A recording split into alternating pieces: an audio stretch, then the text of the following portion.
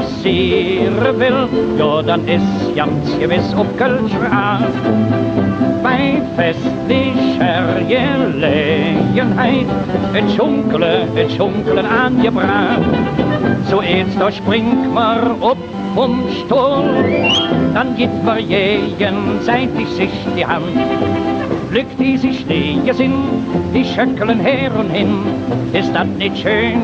Das ist doch interessant. Drum lass mer jetzt ins Schunkele, Man kann ja nicht wissen, wofür et jod.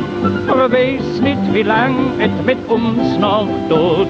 Wir werden de Sorge los. Und et is jetzt wat nix kost.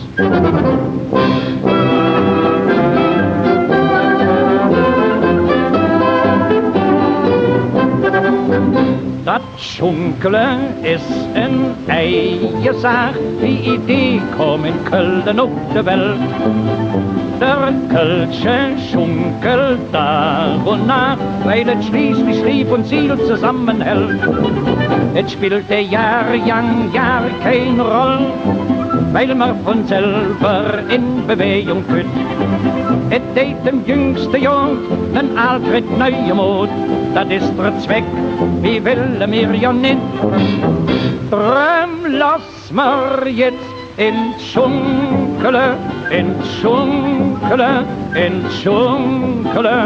Man kann ja nicht wissen, wofür et jod.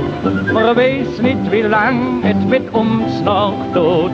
Wir werden de Sorge los. Und et is jetzt wat nix kost.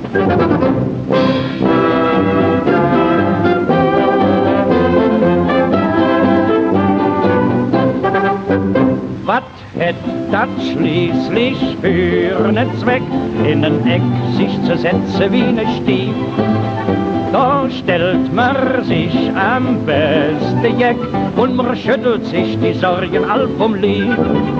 Et Gegenteil wär ganz verkehrt, denn die paar Tag, die mir zu lippen han, dat is nicht weniger schlimm, die Jan von selbsterem, der Augenblick uns keiner nimmer kann.